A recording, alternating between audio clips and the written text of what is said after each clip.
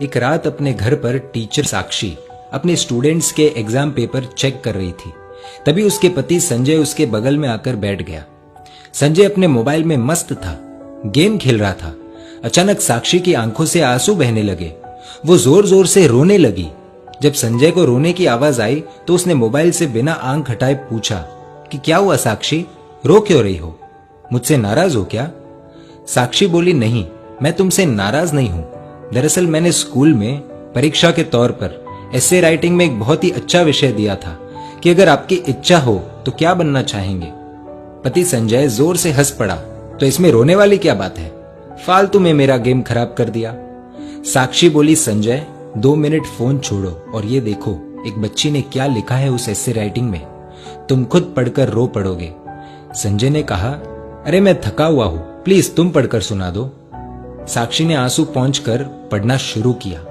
Dear teacher, मेरा ये essay writing मेरे पापा को ना दिखाना, वरना मुझे बहुत डांट पड़ेगी।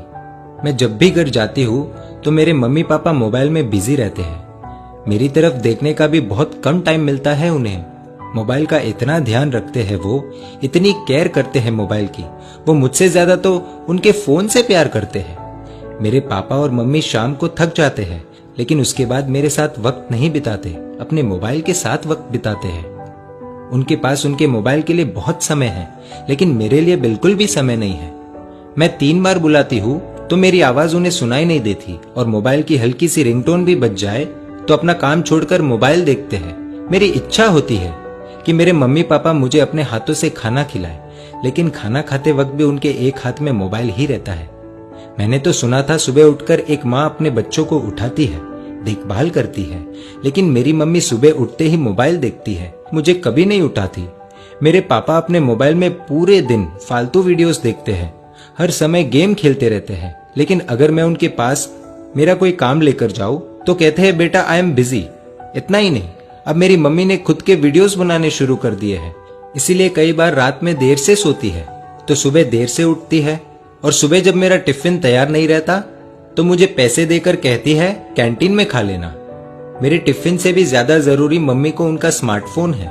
हाँ, डॉटर्स डे के दिन दोनों मेरे साथ फोटो लेते हैं, और वो मेरे लिए नहीं, अपने अपने स्टेटस में डालने के लिए, जिससे दुनिया को पता चले कि वो भी ट्रेंड के साथ चल रहे हैं। वीडियो कॉलिंग पर अपने दोस्तों के साथ 1-1 घंटे तक बातें करते हैं, लेकिन जब मैं कोई कहानी सुनाने कहूँ तो कहते हैं बेटा इंटरनेट पर सुन लो। वो दोनों ही मेरी आदतें बिगाड़ रहे हैं। फिर कल अगर मैं गलत रास्ते पर चली गई तो पूरी दुनिया मुझे गलत बताएगी।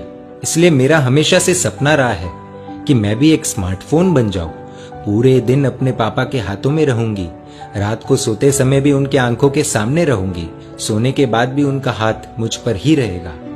खाना तो नहीं मिलेगा, लेकिन हाँ, टाइम टू टाइम रिचार्ज होता रहेगा, मेरा पूरा ध्यान रखा जाएगा, मुझे खरोच भी नहीं आने देंगे, जहां भी जाएंगे मुझे अपने साथ ले जाएंगे, हमेशा दोनों की आंखों के सामने रहूंगी।